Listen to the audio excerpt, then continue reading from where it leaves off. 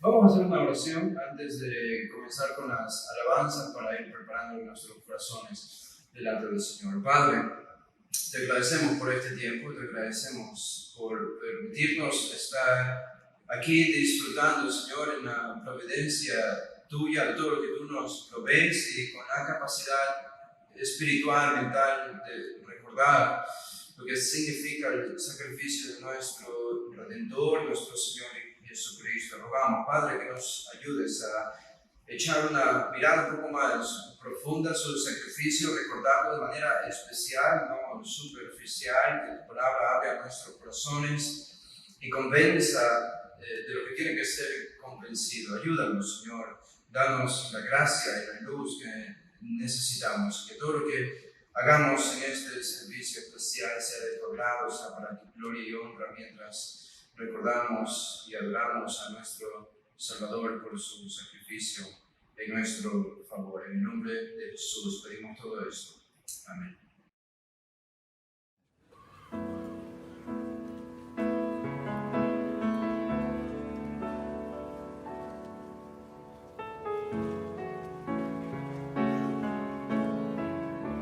El misterio de la cruz, cantemos.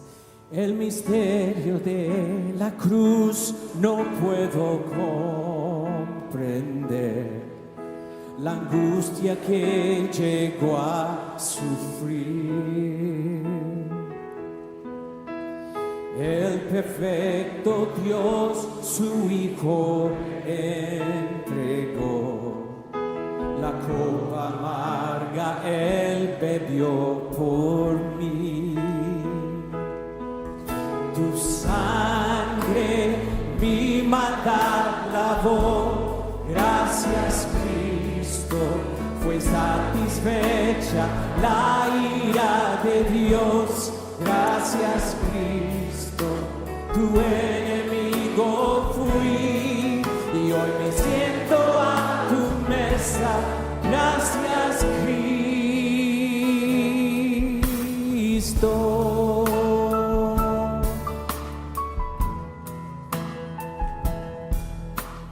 Por tu sacrificio me acercaste a ti, quitaste toda enemistad. Tu gloriosa gracia derramaste en mí, tu misericordia sin igual.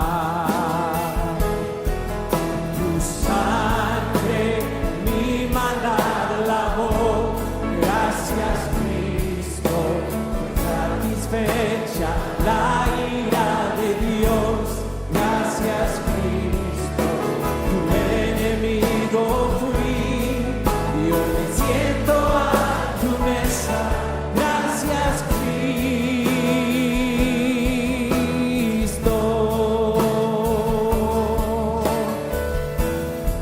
Tu sangre mi maldad lavó. Gracias Cristo, fue satisfecha la ira de Dios. Gracias Cristo, tu enemigo fui y hoy me siento a tu mesa. Gracias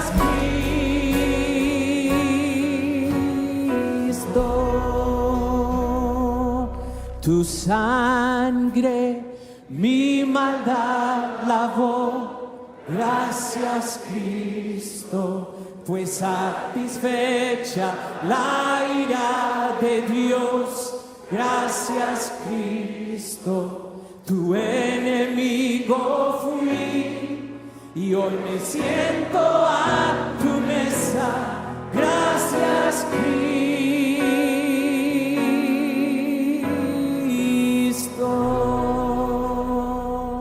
Amén. Amén.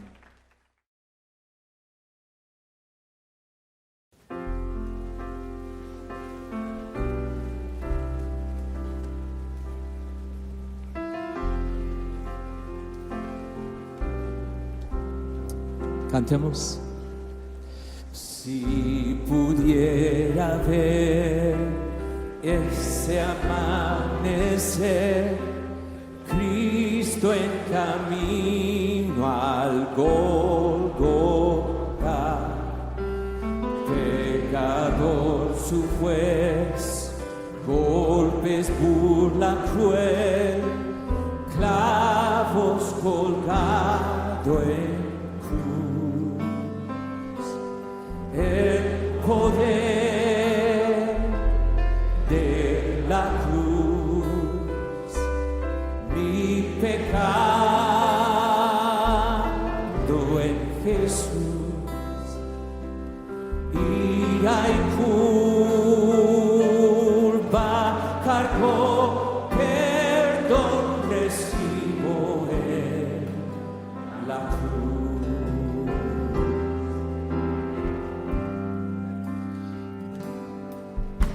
En tu rostro ver el dolor señal, carga tremenda, la del mal, cada hecho vil, pensamiento ruin, cruenta corona en ti. El poder de la cruz, mi pecado en Jesús, ira y culpa cargó, perdón recibo en la cruz.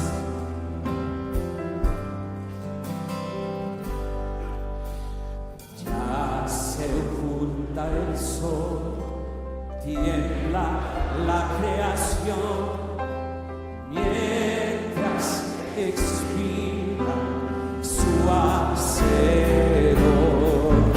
El rostro, el velo en dos, un labor triunfal, todo cumplido está. El poder de la cruz, de la cruz, de la cruz, mi pecado en Jesús, ira y culpa cargó, perdón recibo en la cruz.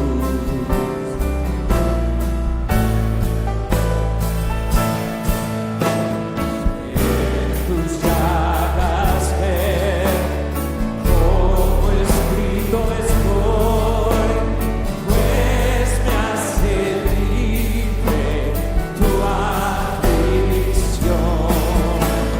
Muerto está el morir, mío es el vivir, por tu abnegado amor.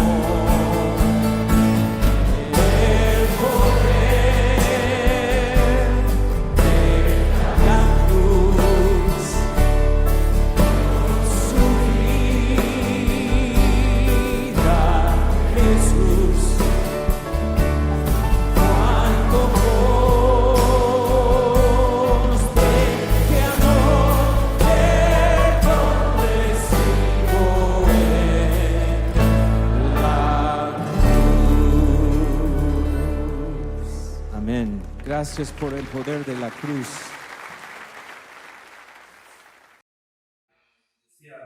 Al inicio estamos celebrando la Semana Santa, el Viernes Santo, estamos recordando el sacrificio de nuestro Salvador y lo estamos haciendo porque Dios conoce nuestra debilidad. Él sabe cómo somos, Él sabe que venimos del polvo y al polvo vamos a volver y que nosotros como seres humanos débiles y desprovistos de lo necesario para llegar a la perfección tan anhelada, somos propensos a olvidar, somos propensos a pensar con mucha superficialidad acerca de cosas que son importantes, somos propensos a modificar, a cambiar, a quitar o a añadir lo que no debemos modificar, quitar o añadir. Y esta es la verdad con el sacrificio de Jesús. A menudo nosotros podemos pensar en el sacrificio de Jesús de manera muy superficial, porque es como aprender a manejar, lo hacemos automáticamente sin pensar en cada uno de los pasos que este proceso implica. Y a veces con la teología y con las doctrinas de la Biblia hacemos algo similar, nos acostumbramos a creer algo, porque eso es lo que todos los cristianos creen, y no profundizamos, y no pensamos y reflexionamos en las implicaciones de eso para nosotros. Hay una razón por la que Jesús instituyó la Cena del Señor. ¿Ustedes recuerdan la Cena del Señor? Pablo habla de esto en 1 Corintios 11, y todos los evangelistas registran en el Nuevo Testamento cómo Jesús instituyó su cena. Jesús mismo dijo que hacía esto para recordatorio para nosotros. Él sabía que nosotros necesitamos recordar. Él sabía que nosotros necesitamos apartar un tiempo para reflexionar, porque Él mejor que nadie conoce las ocupaciones de este mundo y conoce la fragilidad de nuestra mente. Y esa es la razón. Si alguien se preguntaba por si acaso por qué hacemos lo que hacemos este día viernes una vez al año, es por esta razón. Es para apartar un tiempo y meditar en el sacrificio de nuestro Salvador, quizá como no lo hacemos en ninguna otra fecha en el año. Así que vamos a hacer eso en esta mañana, y vamos a hacerlo, por supuesto, meditando en la Escritura, y lo haremos desde la perspectiva del único discípulo que presenció los eventos de Jesús estando en la cruz de cerca, por lo menos en los registros de los evangelios es lo que nos dicen. Hubo un solo discípulo de los 12 que estuvo allí presenciando al pie de la cruz lo que estaba sucediendo, y este es Juan, el cuarto evangelio. Por esta razón encontramos algunos detalles en el evangelio de Juan cuando leemos la narración de la crucifixión de Jesús que no encontramos en Mateo, Marcos y Lucas. Juan provee entonces para nosotros de un recuento personal de primera mano de las últimas horas de Jesús en la cruz. Todos fueron inspirados por el Espíritu, guiados por el Espíritu para escribir. Sin embargo, Juan estuvo presenciando de primera mano estos eventos.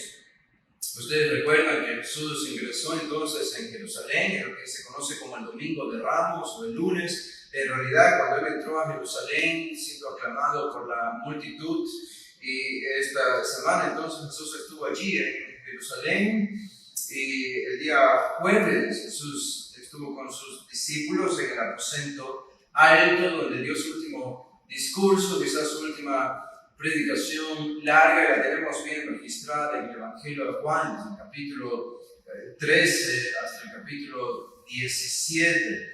Y después de esto ocurrió un día jueves, cuando Jesús terminó esto. Él salió con sus discípulos a un huerto, el huerto de Getsemaní, jueves en la noche. Y en este huerto Jesús estaba con sus discípulos, él oró, derramó gotas de sangre, estaba afligido internamente por la copa de ira que iba a recibir de manos de su propio Padre. Y esta fue la misma noche, inmediatamente él terminó de orar, cuando vinieron los judíos con unos soldados para llevarle preso y custodiado ante el concilio judío o ante el Sanedrín. Y eso es lo que tenemos narrado para nosotros en el capítulo 18 de Juan. Si ustedes se fijan rápidamente, el capítulo 18 tenemos el arresto de Jesús, y Jesús entonces es llevado a comparecer ante el sumo sacerdote, que era Anás, aunque Caifás estaba oficialmente allí como simbólicamente guiando el Sanedrín, pero Anás estaba también controlándolo todo. Así que Anás y Caifás estaban allí y acusaron a Jesús de blasfemia y de ser digno de muerte. Y eso nos lleva hasta el versículo 27. Comenzando el versículo 28, ahora los judíos tenían una controversia entre ellos. Ellos querían matar a Jesús, pero no podían, porque había una ley romana que se los impedía. Los judíos no podían matar a personas.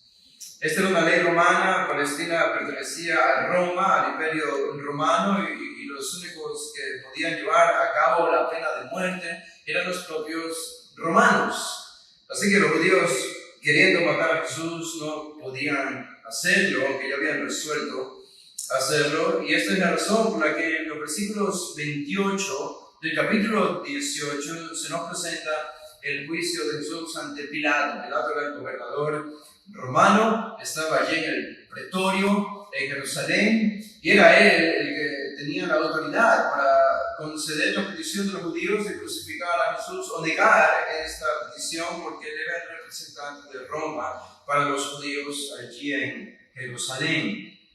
Así que los judíos, sabiendo esto, llevaron a Jesús ante Pilato para pedirle que crucificara a Jesús. Y en toda esta narración, la realidad que va desde el capítulo 18, versículo 28, hasta el capítulo 19, versículo 16, tenemos una conversación entre Jesús y Pilato y los judíos, los líderes religiosos, en el cual se ve exacerbada la maldad.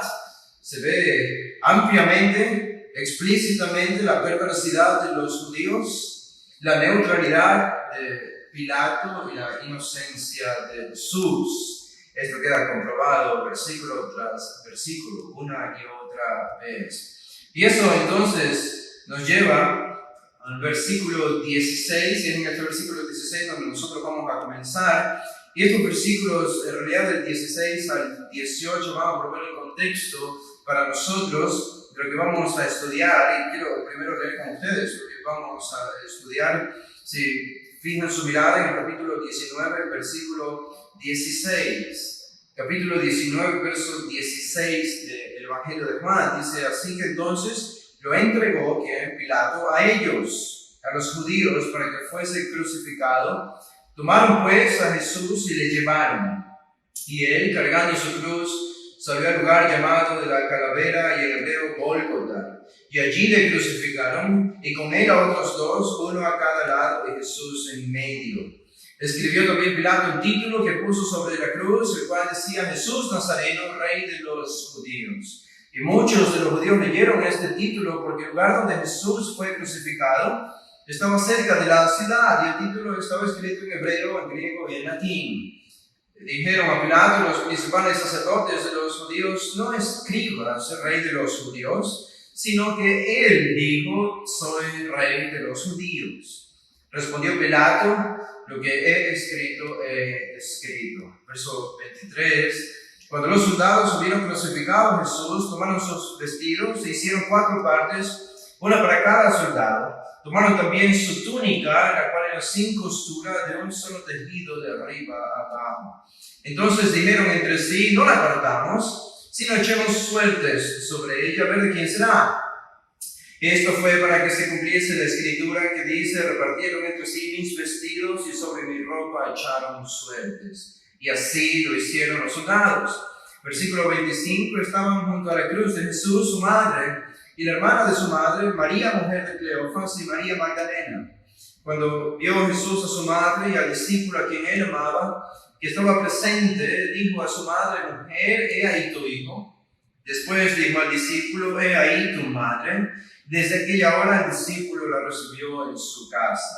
Después de esto, sabiendo Jesús que ya todo estaba consumado, dijo: para que la escritura se cumpliese, tengo sed. Y estaba allí una vasija llena de vinagre. Entonces ellos empaparon en vinagre una esponja, y poniéndola en un hisopo se la acercaron a la boca. Y el versículo 30, con este terminamos: y cuando Jesús hubo tomado el vinagre, dijo: consumado es. Y habiendo inclinado la cabeza, entregó el Espíritu. Esta es la porción que nosotros vamos a estudiar. Esta es la narración de Juan de la crucifixión de Jesús. Esta es la crucifixión de Jesús según Juan. En esta ocasión no vamos a proveer, o no pienso proveer un recuento general y completo o complementario de los 4 evangelios de la crucifixión de Jesús, podríamos hacer esto, pero pienso que para esta ocasión sería bueno para nosotros limitarnos a lo que Juan nos quiere decir aquí, con los eventos particulares que Él provee y con el propósito que Él quiere comunicar detrás de estas palabras. Eso va a ser lo importante. Primero, fíjense, si ustedes regresan al versículo 16, termina el juicio de Jesús ante Pilato. Al final, Pilato termina cediendo ante la presión de los judíos de crucificar a Jesús, aunque Pilato mismo sabía que Jesús era inocente. El versículo 16 nos dice: así que entonces lo entregó a ellos para que fuese crucificado, y tomaron pues a Jesús y le llevaron. Tomaron a Jesús. Esta es una palabra que indica el control ahora que los judíos tenían sobre Jesús, algo que no habían podido tener antes, porque no tenían la jurisdicción, no tenían la apertura, no tenían la autoridad para matarlo. Pero ahora Pilato, este fue el momento, en este versículo 16, este fue el momento en que Pilato finalmente accedió a la petición de que los judíos crucifiquen a Jesús. La insistencia de los judíos para crucificar al Mesías es escalofriante, y ustedes pueden preguntarse hasta qué grado puede llegar la maldad del corazón humano. Y parece que no hay límite, y en realidad daría incluso algo de temor descubrir al grado de maldad a que un ser humano puede llegar. Y creo que nosotros lo encontramos aquí en estos judíos pidiendo desesperadamente la muerte de Jesús, insistiendo y persistiendo delante de Pilato. Esta es la maldad, esta es la perversidad explícita de ellos, y todo este capítulo 18 y capítulo 19.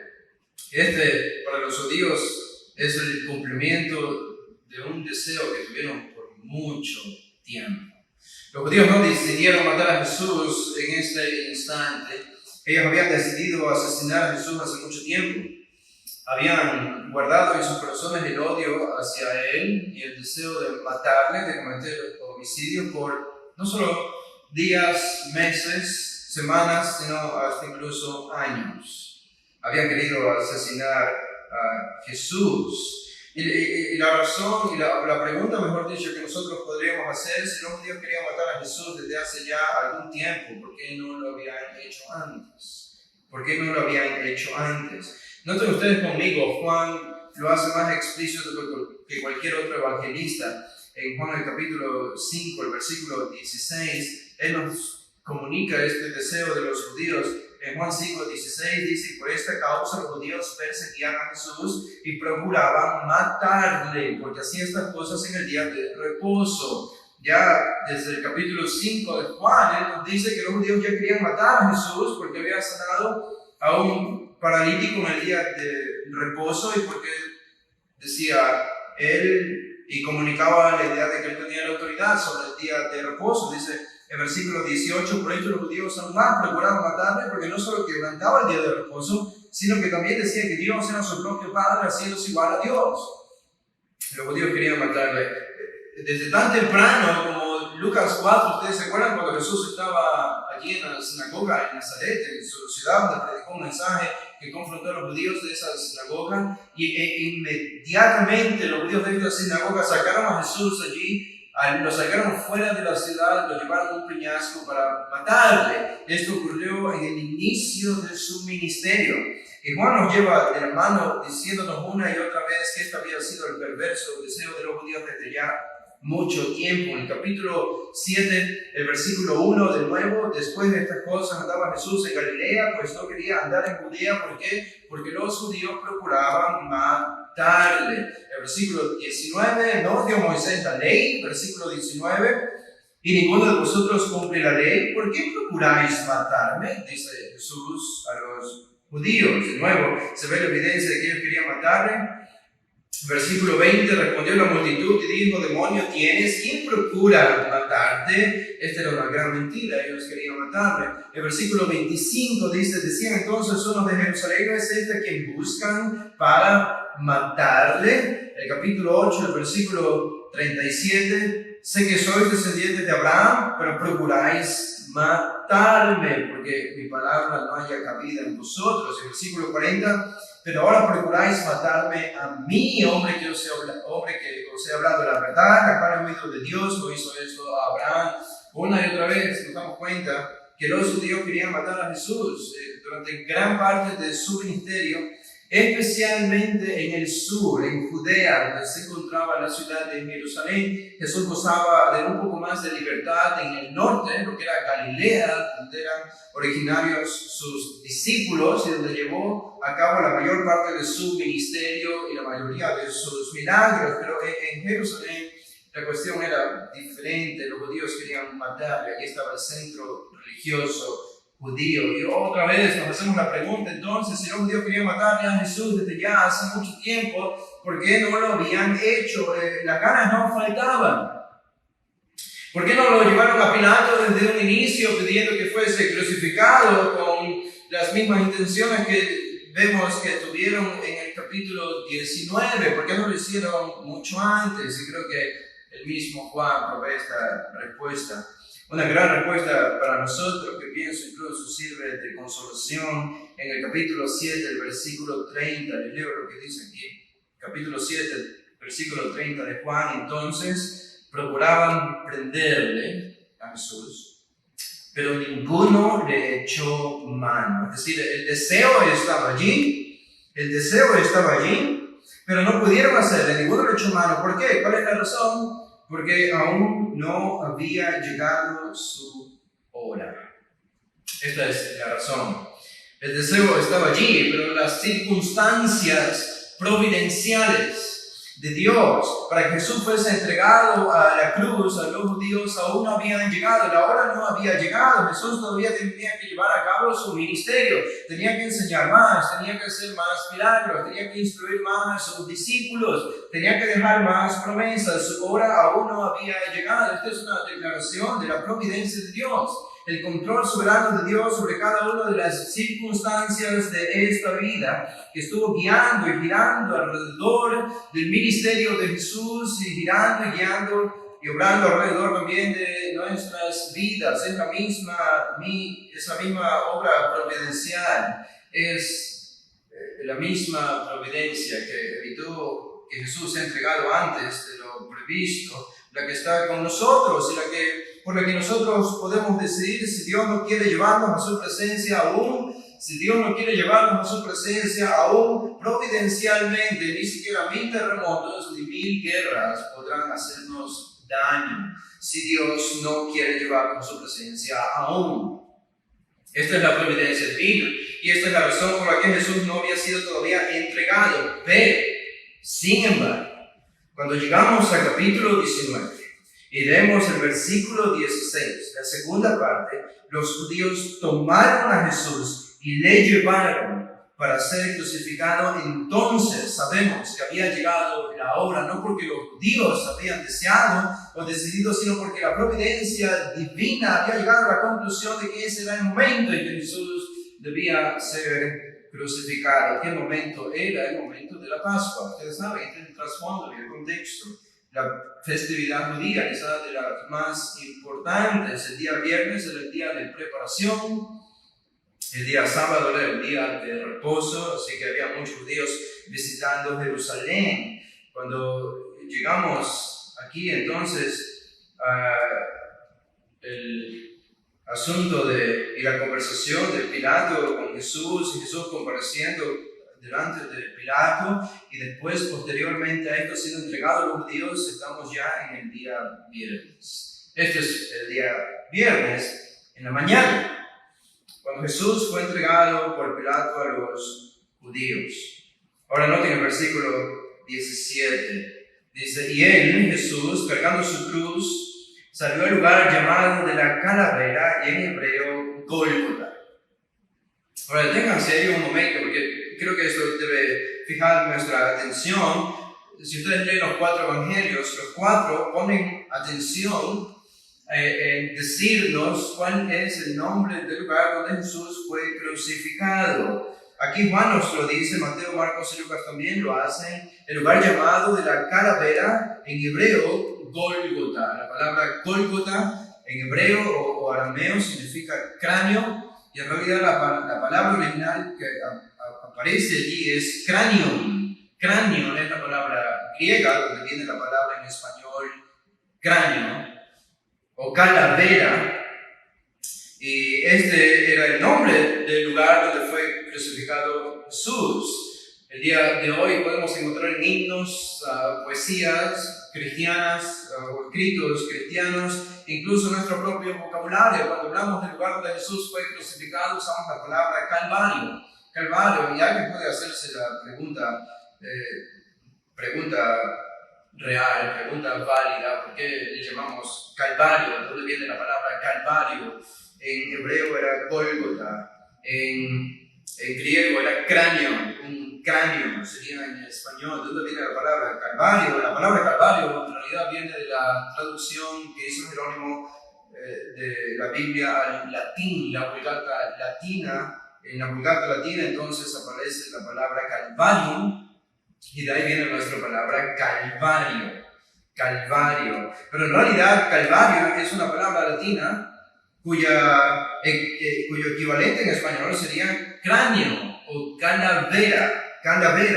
Y se piensa que no es comprobado, pero se piensa que una de las razones, o dos de las razones por las que posiblemente este lugar llevaba ese nombre, era que la forma de este lugar, algunos piensan que era un monte, aunque eso no puede ser corroborado, pero algunos piensan que este monte o lugar tenía la forma de un cráneo.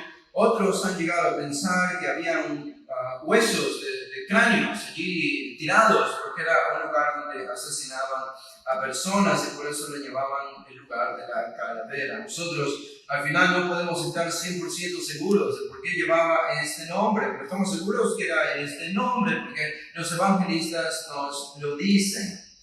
Ahora, la pregunta que quizá provoca en nuestra mente este texto es por qué los evangelios ponen especial atención a este lugar con un nombre. Pienso que hay algunas razones interesantes para conocer este nombre y para conocer este lugar donde Jesús fue crucificado. En primer lugar, podemos decir que los lugares son importantes. Los lugares son importantes, especialmente cuando se narran eventos. Y mucho más cuando se narran eventos que son importantes. No hay eventos sin lugares. No hay eventos sin lugares. Esto nos dice que lo que Juan nos está diciendo aquí fue un evento histórico. No fue una invención de Juan, no fue un mito o una leyenda de los discípulos de Jesús, de que hubo un hombre que murió crucificado y resucitó al tercer día. El hecho de que los evangelistas se presten especial atención al nombre donde Jesús fue crucificado comunica la idea de que esta fue una historia real. Y que el Evangelio, entonces, cuando nosotros predicamos el Evangelio en el que hemos creído, es más que eso, pero en parte o parcialmente es que estamos creyendo en una historia que se llevó a cabo en un lugar particular. ¿Qué lugar fue? El lugar de la crucifixión de Jesús fue el Gólgota, el Calvario. Otra razón que quizá podemos pensar por la que los evangelistas mencionan este nombre también es que, aunque es desconocido para nosotros, no sabemos exactamente de dónde se encontraba este lugar. Sabemos que estaba en las afueras de la ciudad de Jerusalén, no muy lejos de la ciudad. Esto el mismo Juan nos lo dice más adelante. Probablemente este lugar estaba a unos 300 metros del pretorio de Pilato, de la ciudad de Jerusalén, unos 300 metros fuera de la ciudad de Jerusalén. No era un lugar muy lejano. Y aunque nosotros no conocemos exactamente dónde se encontraba este lugar el día de hoy, no era así para los judíos del primer siglo.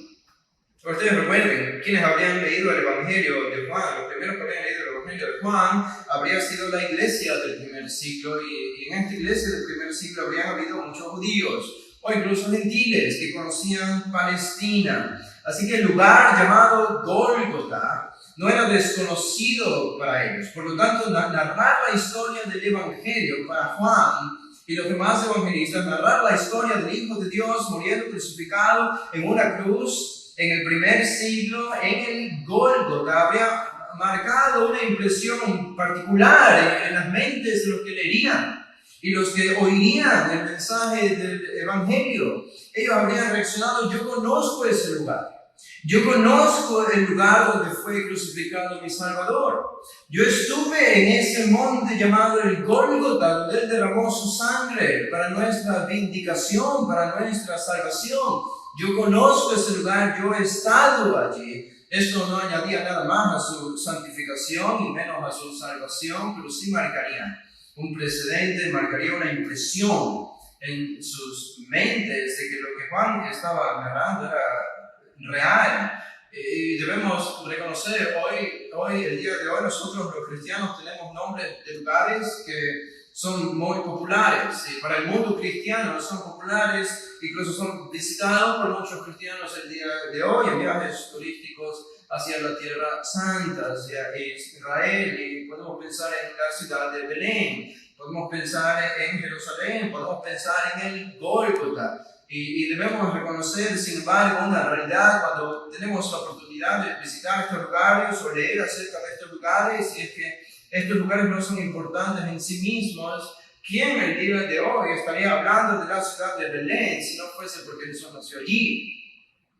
De otra manera, nadie hablaría acerca de Belén, no cantaríamos en Navidad acerca de la ciudad de Belén, porque la ciudad no tiene importancia. Lo que le da importancia y preponderancia es el hecho de que Jesús nació en Belén. Y así como Jesús nació en Belén, podemos decir que la muerte de Jesús no es importante porque ocurrió en el Gólgota, sino que el Gólgota es importante porque allí murió Jesús.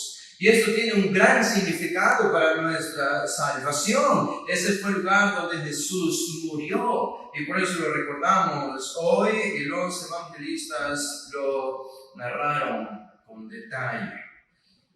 Quizá algo más que podemos decir acerca de este lugar y una razón diferente tiene que ver más con el propósito por el cual Jesús murió en el Gólgota. Jesús murió en el Gólgota. Jesús no murió dentro de Jerusalén. Jesús no murió en Galilea, ni en alguna ciudad gentil. Él pudo haber muerto en cualquier lugar de este mundo, en realidad, pero de todos los lugares, la providencia divina eligió que Él moriría en la ciudad de Jerusalén, pero no dentro de la ciudad, sino apenas fuera de la ciudad de Jerusalén, en un lugar llamado Gólgota. Y eso nos comunica algo al respecto. Sé que me estoy tomando un poco de tiempo en la introducción, pero en los puntos que vamos a ver, voy a avanzar un poco más rápido para terminar este sermón, pero si ustedes revisan, y yo voy a leer por ustedes el capítulo 13 de Hebreos, nos dice algo interesante al respecto.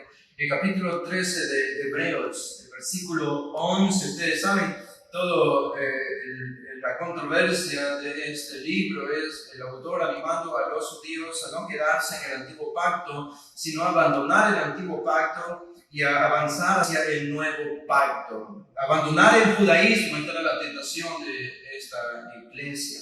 Bueno, él escribe, dice en Hebreos 13:11, hablando del Antiguo Testamento, de lo que hacían los israelitas en el día de la expiación, dice: porque los cuerpos de aquellos animales cuya sangre a causa del pecado es introducida en el santuario por el sumo sacerdote, son quemados fuera del campamento. Esto es lo que nos dice Levítico 16:27. En el día de la expiación, entonces, el sumo sacerdote debía sacrificar un toro, y esta sangre del toro debía ser derramada y puesta en el lugar santísimo. Esto servía para perdonar los pecados del sacerdote y de su familia, pero también debía sacrificar en el mismo día de la expiación un cordero.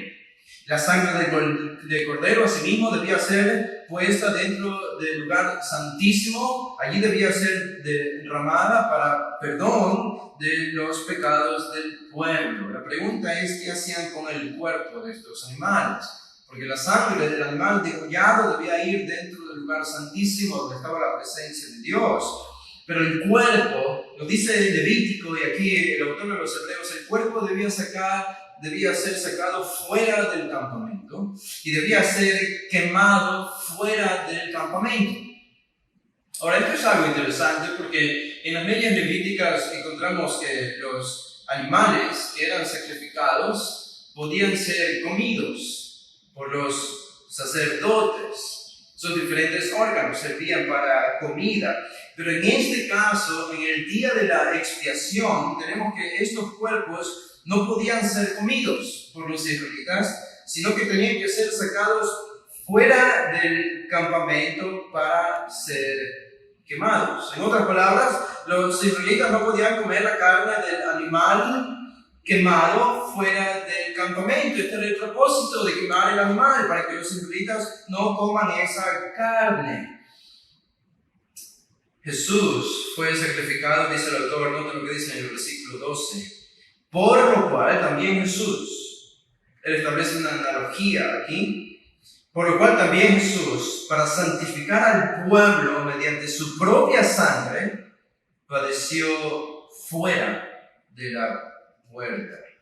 Jesús fue sacrificado no dentro de la ciudad, como los animales en el día de la expiación en el Antiguo Testamento, no dentro, sino fuera. Jesús fue sacrificado fuera de la ciudad. Por lo que si los judíos o cualquier persona permanecían, este es el punto del autor, permanecían en el antiguo pacto, ellos no podrían beneficiarse del sacrificio de Cristo. Por lo tanto, el autor dice, es necesario que ustedes salgan fuera de la ciudad. En otras palabras, abandonen el sistema del antiguo pacto, porque Jesús fue sacrificado fuera de la ciudad, no dentro. Si quieren comer de Él, si quieren nutrirse de Él, si quieren recibir la salvación de Él, deben salir fuera de la ciudad, deben abandonar el antiguo pacto. Por lo tanto, el Gólgota nos recuerda que el hecho de que Jesús no fue crucificado dentro de la ciudad de Jerusalén, sino fuera de la ciudad de Jerusalén, es como una especie de simbología que comunica la idea de que este hombre estaba muriendo por la redención no solo de los judíos, sino de cualquiera que viniese a él. No estaba muriendo para redimir solamente a los judíos bajo el antiguo pacto, estaba muriendo para redimir a hombres y mujeres de todas las naciones. Y una cosa más a modo de aplicación que podemos decir acerca de este lugar es que nuestra salvación, aprendemos, el hecho de que Jesús fue crucificado en el Gólgota, aprendemos que nuestra salvación no es subjetiva, sino objetiva. Que nuestra salvación no depende de nosotros, sino que depende de alguien más, depende de Dios, depende de Cristo, depende de su sacrificio. Y esto debe hacer que nuestro vocabulario sea apropiado cuando hablamos acerca de nuestra propia salvación y cuando hablamos del Evangelio a otras personas. Cuando hablamos acerca de nuestro testimonio, es común. Esta semana estaba leyendo el testimonio de una persona que tiene muchos años en Cristo y esta persona decía, recuerdo, hace aproximadamente 20 años, cuando llegué a Cristo. En ese momento, cuando tenía 20 años, cuando era joven, decía esta persona, tomé la mejor decisión de mi vida. Decidí abrir mi corazón e invitar a Jesucristo a mi corazón para que me salve. Decidí abrir mi corazón e invitar a Jesús. Yo decidí, yo abrí mi corazón, yo invité. Ese es un testimonio subjetivo. Y no, en realidad, viene de una comprensión clara de lo que es el Evangelio. Jesús fue crucificado en el Gólgota. En un sentido, entonces, nosotros tenemos que decir, yo fui salvo no porque decidí ser salvo un día de mi vida, no porque decidí en mi tiempo, en algún momento de la historia desde que nací, decidí abrir mi corazón al Señor Jesús, sino que fui salvo. En términos finales, yo y tú fuimos salvos porque un día viernes Jesús fue crucificado en una cruz en un lugar llamado Gólgota. Nuestra salvación no viene de nuestra decisión, nuestra salvación viene del sacrificio de Cristo hace 2000 años. Y el Gólgota nos recuerda esto, la salvación, nuestro testimonio y el Evangelio deben ser hablados siempre de manera objetiva. Fui salvo porque Cristo murió por mí, no fui salvo porque yo tomé una decisión. Él fue sacrificado en el Gólgota, Él murió y ese día mis pecados fueron imputados sobre Él para que sobre mí permanezca su justicia. Ese día viernes histórico, ese viernes santo, yo y tú fuimos salvos. Esto nos lleva al siguiente versículo, el versículo 18. Noten lo que dice el versículo 18, Juan 19, 18. Y allí le crucificaron, y con él a otros dos, a uno a cada lado y Jesús en medio. Jesús en medio de dos criminales, probablemente homicidas, probablemente acusados de insurrección en contra del imperio romano. Estos son los criminales y Jesús allí en medio. Qué ignominia, qué vergüenza para muchos verlo a Jesús en compañía de lo peor de la sociedad judía, muriendo el peor tipo de muerte. Hay algo que interesa cuando ustedes leen la narración de la crucifixión de Jesús, y es una ausencia de emocionalismo. No encontramos emocionalismo en la narración de los evangelistas. El único emocionalismo que encontramos de manera explícita es el que nos habla Lucas cuando él narra la crucifixión de Jesús. Recuerda, y hay mujeres que ven a Jesús mientras se dirige al Gólgota cargando su cruz. Estas mujeres lloraban por eso. La única vez y el único momento donde se expresa emoción, de tristeza y compasión hacia Jesús cuando Él está siendo llevado a la cruz, y esa emoción fue corregida por Jesús. Esa emoción no era algo bueno. Era una emoción tergiversada, era una emoción corrompida. Esa emoción en realidad era casi, hasta alguien podría decir, un pecado. Porque no era la manera correcta de ver a Jesús en ese instante. No hay duda que somos seres emocionales, y no hay duda que sus más cercanos se sentían tristes. Pero compadecerse de Jesús no era la opción. Nunca nos compadecemos de Dios, nunca nos compadecemos de Jesús. Nosotros no somos nadie para compadecernos del Rey del universo. Él sabía lo que estaba haciendo, era necesario hacer lo que estaba haciendo, y Él tenía todo bajo su control. Pero lo que les digo y que nos comunica este versículo 18 es que con una sola palabra los autores de los evangelios no solo marcan una ausencia de emociones, sino que también una ausencia de la explicación de todo lo que involucraba el proceso de ser crucificado. Y sabemos que era un proceso largo. El hombre que iba a ser crucificado con esta pena horrible de muerte debía cargar sobre su espalda y sus hombros la viga horizontal de su propia cruz.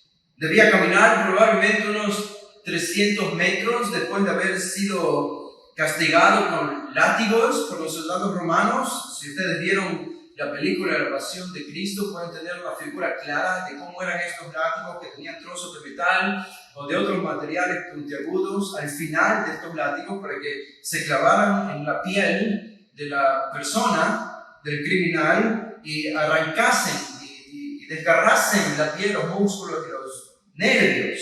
Y era después de esto que el criminal debía cargar la viga horizontal unos 300 metros hasta llegar al Gólgota, donde finalmente era acostado. La viga horizontal era unida a la viga vertical que había estado esperando en el Gólgota.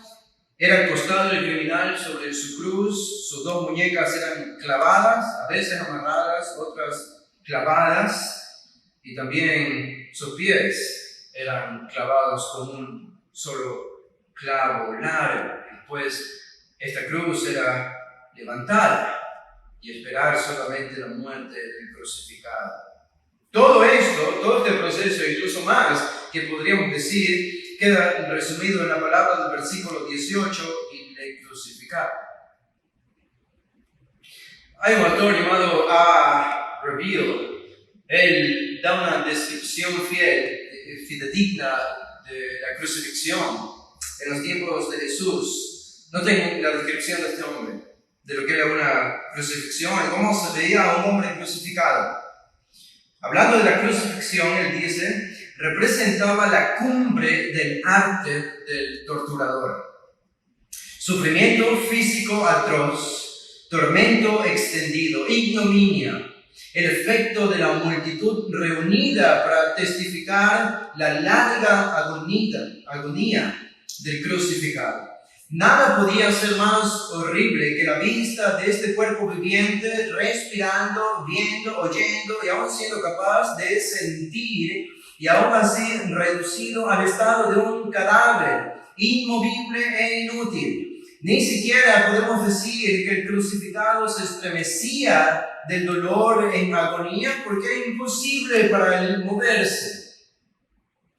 Desnudado, sin ser capaz de espantar las moscas que se ponían sobre sus heridas abiertas, expuesto a los insultos y maldiciones de las personas, dice este autor, la cruz representaba la humanidad miserable, reducida al último grado de impotencia, sufrimiento y degradación. Era una forma ideal de tortura. Esto era la crucifixión. Una vez que el criminal era levantado en la cruz, después de todo lo que había sufrido, clavaban una especie de plataforma debajo de sus pies, porque debido al ángulo y la forma en la que estaba colgado, naturalmente se asfixiaría prontamente estando colgado de esa manera, por lo que ponían una especie de plataforma debajo de sus pies para que el criminal, el crucificado, pudiese apoyarse en esta plataforma y así poder respirar normalmente hasta que sus órganos comenzasen a fallar y finalmente muriese. Pero diferente de lo que uno pensaría, los romanos ponían esta plataforma para mostrar algo de misericordia, para que ellos puedan respirar más tiempo en la cruz. Al contrario, en realidad, esta especie de plataforma era impuesta allí por los soldados justamente para que los criminales respirasen más tiempo, para que tengan más tiempo de sufrimiento. Mientras más tiempo de sufrimiento, mejor. Entonces le proveían esta plataforma para que pudiesen respirar más, para que sufran más. Todo lo que puedes decir acerca de una cruz es horrendo, es cruel, es detestable, es horrible, es la peor de las muertes que uno pueda imaginarse. Y todo esto queda resumido en la palabra, y allí le crucificaron. Allí le crucificaron. Bueno, ahora, esta es la introducción, pero como les dije, me voy a apurar un poco y voy a mostrarles aquí 5 cosas, 5 escenas. Encontramos en los versículos del 19 al 30, vamos a avanzar un poco rápido, pero 5 escenas que apuntan una sola verdad. El rey profetizado del Antiguo Testamento estaba muriendo por nuestros pecados. Estas 5 escenas son como 5 testigos que nos dicen que la persona que estaba muriendo en esa cruz era un hombre inocente. Pero no solamente era un hombre inocente, era un hombre santo. Era más que inocente, era un hombre santo. Pero no solamente era un hombre santo, este era el hombre Dios el que estaba colgado en esa cruz. Y las 5 escenas que nos presenta Juan, los versículos del 19 al 30, comunican esa misma idea. Y lo hacen de diferentes maneras. Lo hacen mostrando diferentes facetas de la divinidad de Jesús. Noten la primera, los versículos del 19 al 22. Y Juan lo hace de la manera más sorprendente que nosotros podemos imaginar. Noten el versículo 19 al versículo 22. Escribió también Pilato un título que puso sobre la cruz, el cual decía: Jesús Nazareno, Rey de los judíos. Este era el título que Pilato pegó, era la costumbre de poner la pena por la cual estos criminales iban a ser crucificados. La pena en el caso de Jesús, según los judíos y el mismo Pilato, era que él había dicho que era rey de los judíos. Entonces Pilato escribió esta inscripción, esta especie de placa sobre su cabeza cuando fue colgado en la cruz: Jesús Nazareno, rey de los judíos. Y lo que vamos a ver aquí es muy interesante, porque es por medio del odio de Pilato que se anuncia a Jesús como rey, por medio del odio de Pilato. Esta es la providencia de Dios obrando en su máxima capacidad. Pilato escribió este título, no porque creía que Jesús era un rey, no porque creía que Jesús era el rey de los judíos. Si ustedes prestan atención rápidamente a la conversación entre Jesús y Pilato, varias veces Jesús decía a los judíos: he aquí el rey de los judíos, refiriéndose a Jesús. He aquí el rey de los judíos, he aquí vuestro rey, he aquí vuestro rey. Numerosas ocasiones Pilato decía esto a los judíos. Pilato mismo preguntó a Jesús: ¿acaso eres tú rey? Jesús respondió con una pregunta, y Jesús al final afirmó en el versículo 36 del versículo 18: mi reino no es de este mundo. En otras palabras, sí, yo soy un rey, pero mi reino no es de este mundo. Así que Pilato había recibido suficiente información acerca de este hombre, que él mismo decía que era un rey. Los judíos lo querían asesinar porque él decía que era un rey, y para ellos esto era una blasfemia. Así que la causa de su muerte era esta: Jesús Nazareno, rey de los judíos. Noten lo que dice el versículo 20. Y muchos de los judíos leyeron este título. ¿Por qué? Porque el lugar donde Jesús fue crucificado estaba cerca de la ciudad, y el título estaba escrito en hebreo, en griego y en latín. Recuerden, esta era la Pascua. Había muchos judíos visitando Jerusalén, de diferentes ciudades del Imperio Romano, hablando diferentes idiomas. Y estaban allí, y sabemos que este lugar, como dice Juan aquí, estaba cerca de la ciudad. El Gólgota probablemente también estaba cerca de una de las carreteras principales que cruzaban Jerusalén y guiaban hacia otros lugares. Así que esto proveyó el contexto perfecto para que la placa que había puesto Pilato allí pueda ser leído por muchos judíos, no solo de Jerusalén, sino de todos los lugares que venían visitando ese día viernes en preparación de la Pascua, del día de reposo. Y esto es lo que ellos hicieron. Juan nos dice que ellos leyeron este título. La palabra leer ahí indica normalmente o usualmente una lectura en voz alta, lo que implicaría probablemente que este título causó tema de conversación para los judíos que estaban leyendo esto. ¿Por qué? Porque el lugar donde Jesús fue crucificado estaba cerca de la ciudad, y también porque el título estaba escrito en hebreo, griego y latín.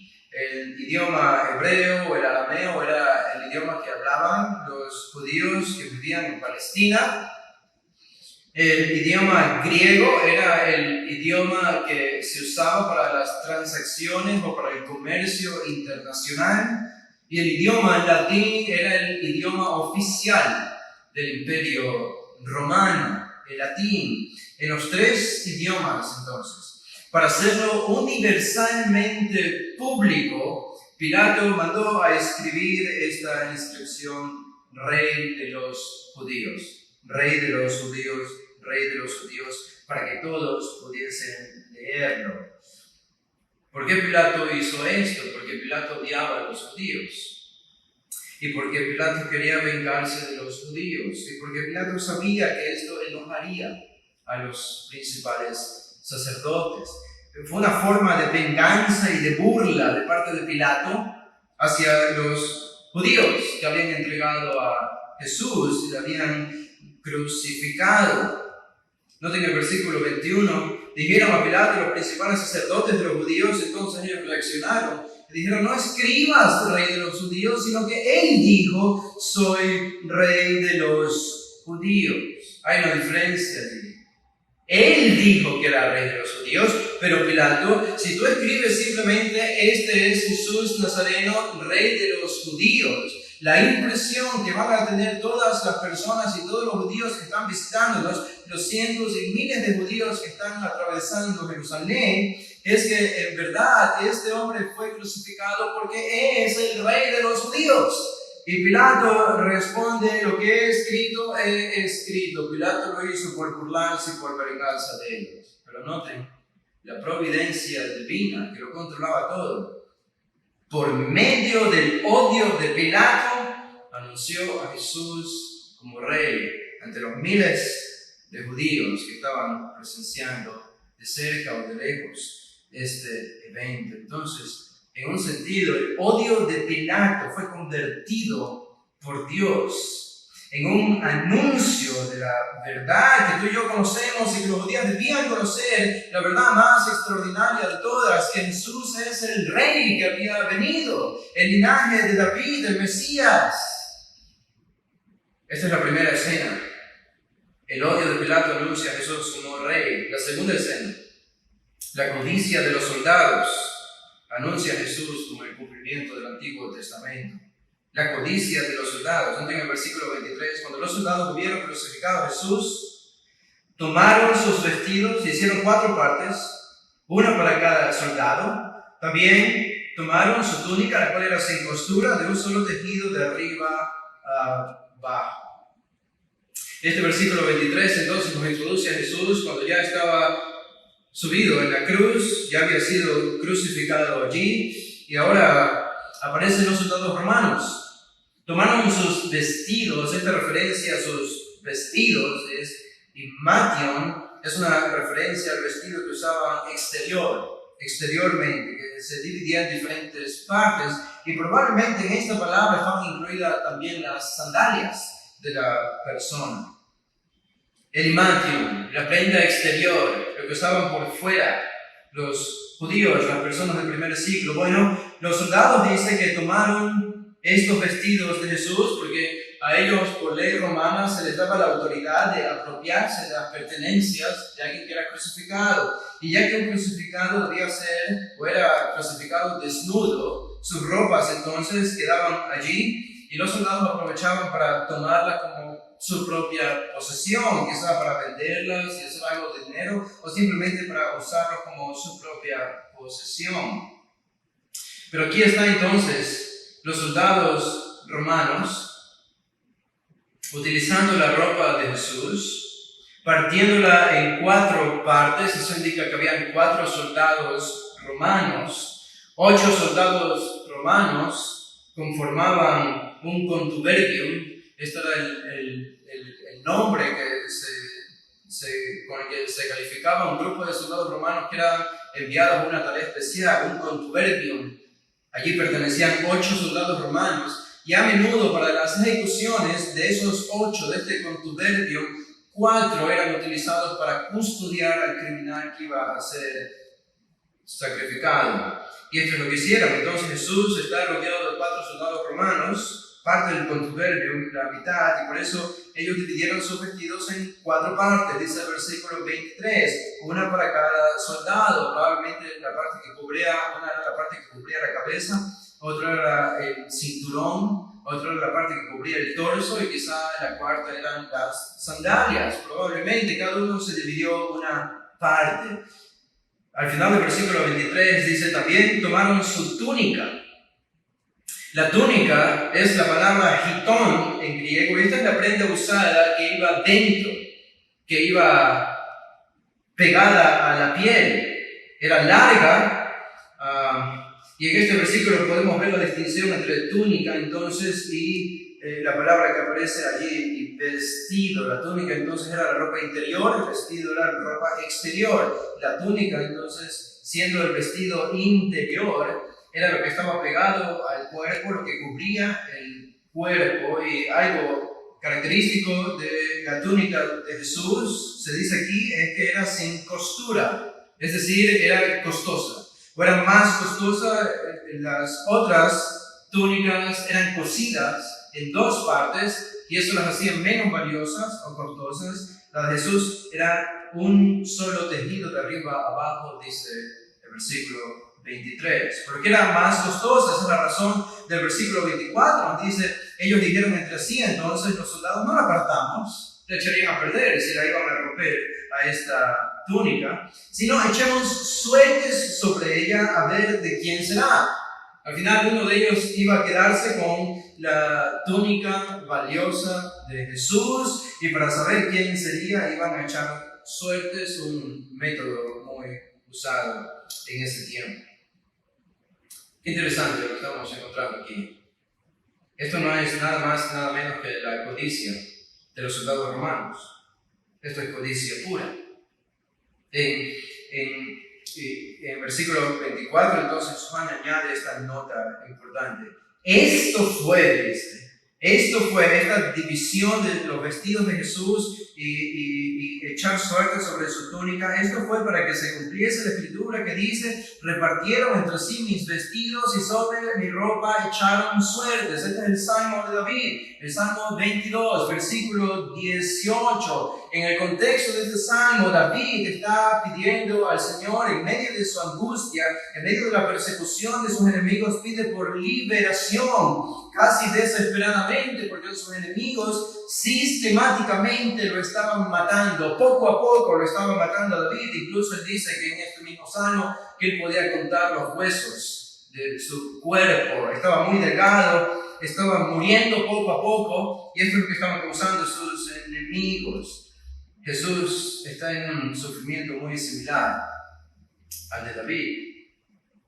Y esta acción de los enemigos, porque David dice exactamente esto, repartieron entre sí mis vestidos y sobre mi ropa echaron suertes, esto es lo que hicieron los enemigos de David con él. Y este versículo indica que David soportó la última y mayor indignidad que alguien puede soportar de parte de sus enemigos. Dividieron mis vestidos, se repartieron mis vestidos. ¿Se dan cuenta de lo que esto significa?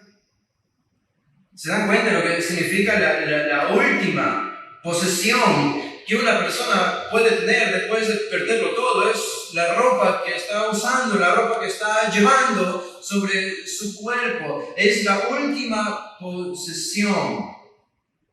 Eso era suyo hasta que moría. Aquí sus enemigos están dividiendo su última propiedad, su última posesión, porque lo están considerando ya prácticamente muerto. Y el mismo tipo de indignación se está llevando a cabo de parte de los soldados hacia Jesús. Este hombre es un hombre muerto.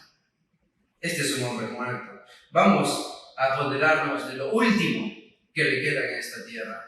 Lo último que le daría dignidad a este hombre, que es su ropa.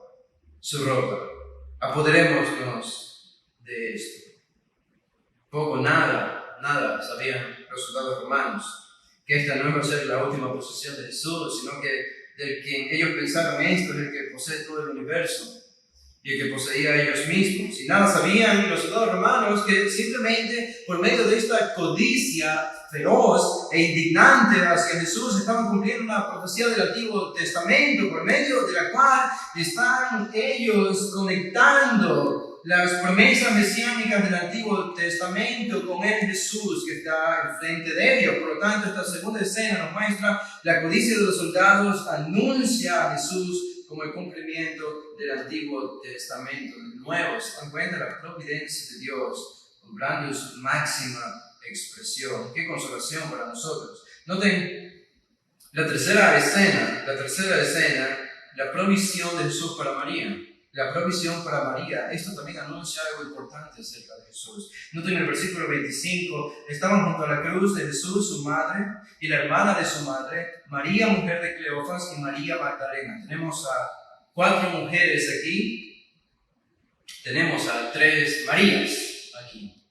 4 mujeres, 3 Marías, la madre de Jesús, la hermana de su madre, no sabemos nada acerca de ella, María, mujer de Cleofas, de Cleofas tampoco sabemos, y María Magdalena. María Magdalena fue una mujer devota al Señor desde que fue ministrada por él. En Lucas 7, si no me equivoco, nos dice que Jesús expulsó 7 demonios de María Magdalena y ella entonces se convirtió en una seguidora de Jesús. Allí estaban las 4 mujeres. ¿Dónde? Al pie de la cruz de su maestro. No solo su madre, sino que las otras mujeres estaban allí también, contemplando cómo Jesús estaba muriendo. Ni siquiera el resto de los discípulos tuvieron la valentía de acercarse a Jesús cuando estaba siendo crucificado por temor de los judíos. Pero allí estaban estas mujeres. Probablemente habían sido traídas por Juan. Probablemente habían estado siendo protegidas o custodiadas por Juan, porque lo vemos ahí en el versículo 26, donde el versículo 27 también aparece Juan. Pero hay algo, y hay esta hermosa escena nos comunica más que la simple presencia de estas mujeres allí, esta devoción de estas mujeres en el hecho de seguir a Jesús, incluso hasta el punto de su muerte. Literalmente siguieron a Jesús hasta el punto de su muerte. Pero ¿qué nos introduce todo esto? El versículo 26 dice: cuando vio Jesús a su madre y al discípulo a quien él amaba. Esta es la manera en la que Juan se designa a sí mismo. Nunca menciona su propio nombre, pero esta es la característica con la que él fue conocido. El discípulo a quien Jesús amaba. ¿Quién era Juan? Él mismo, el que está escribiendo este evangelio. Dice: cuando Jesús vio a su madre y al discípulo a quien él amaba, que era Juan, que estaba presente, dijo a su madre: mujer. No le llamó madre, le llamó mujer. Mujer, porque no era su madre en un sentido ya emocional. Jesús había marcado esa distancia desde hace mucho tiempo, desde el inicio de su ministerio. ¿Se acuerdan? En Juan, en el primer milagro que hizo cuando convirtió el agua en vino, llamó a María mujer, no le llamó madre. Él ya no debía ser conocido como el hijo de María, sino como el Dios del universo, el Mesías, el Rey.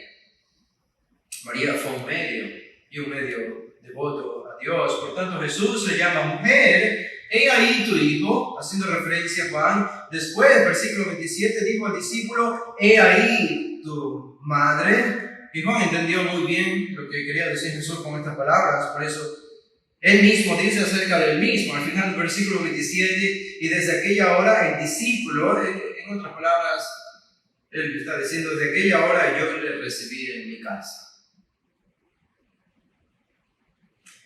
María era viuda, es lo más probable. José había muerto hace algún tiempo. Estaba sola. Ahora, sabemos que Jesús tenía hermanos y hermanas. Era probablemente una familia numerosa.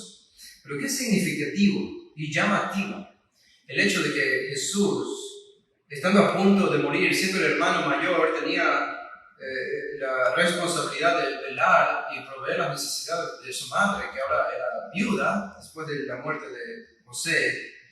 Ahora que él moría, la costumbre era dejar al siguiente hermano mayor la custodia de su madre. Pero Jesús no hace eso. Y Jesús rompe con la costumbre y la tradición judía de encargarle a su madre, a su hermano menor. Jesús no hace esto y en cambio deja la custodia de su madre, mostrando preocupación por ella, mostrando el deseo de proveer para sus necesidades físicas, como una mujer viuda que era. Se la deja a cargo de su discípulo amado, de Juan. ¿Qué indica esto? ¿Qué está haciendo Jesús aquí?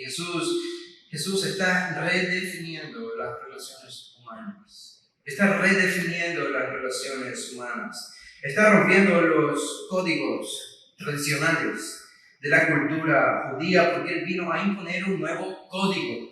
Y ahora todos, si querían ser salvos, si querían acercarse a Dios, debía ser por medio de él. Y esa es la relación más importante, incluso más importante que la vida familiar.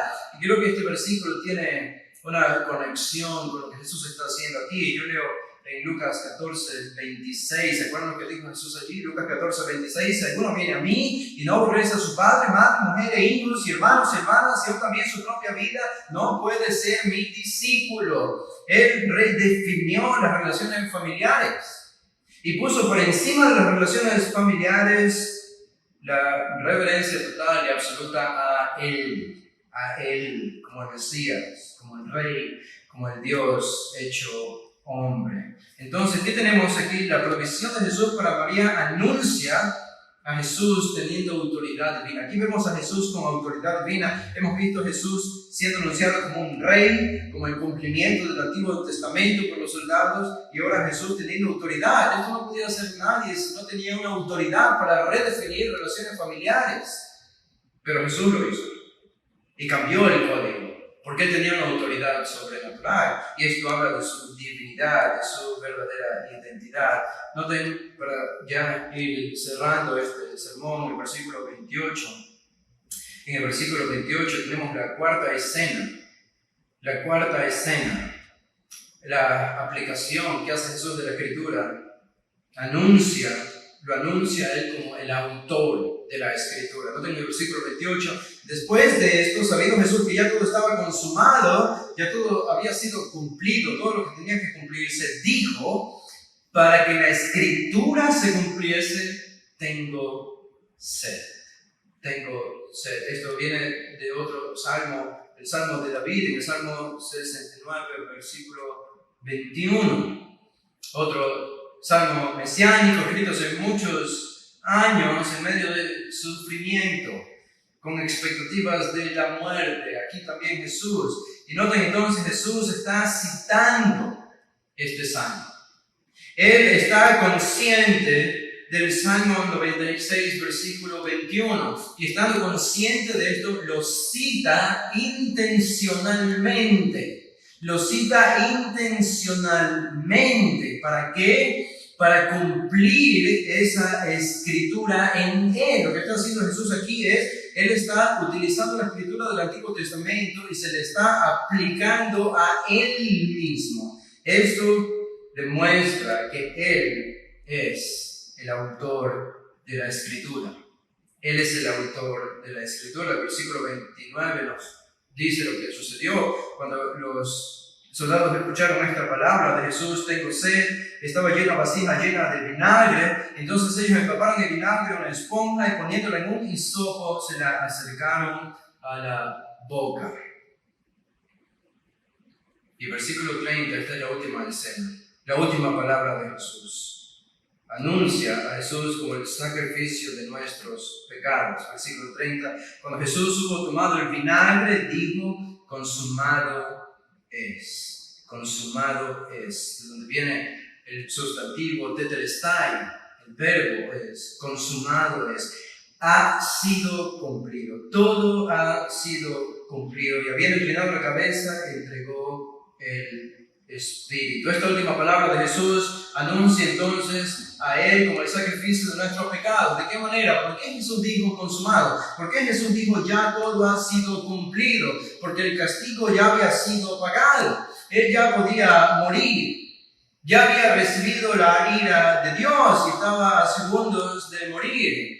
La imputación sobre Él y sobre nosotros ya había sido cumplido ese Viernes Santo en el monte del Gólgota. Esta fue la última palabra de Jesús: consumado es. Y con esta palabra entonces Él indica que Él fue el sacrificio de nuestros pecados. Las 5 escenas que nos muestra Juan entonces se lo presenta a Jesús como rey por medio del odio de Pilato, a Jesús como el cumplimiento del Antiguo Testamento por medio de la codicia de los soldados, a Jesús como autoridad divina proveyendo para su madre María, a Jesús como el autor de la Escritura aplicándose a él mismo, el Salmo 96.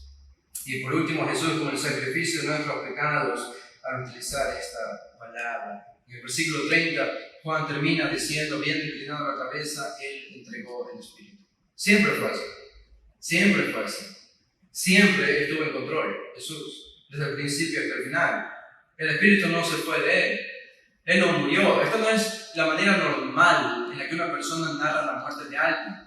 La manera normal de narrar la muerte de alguien es decir: y tal persona murió, y tal persona falleció, o le quitaron la vida. En el caso de Jesús fue diferente. No se dice Él murió.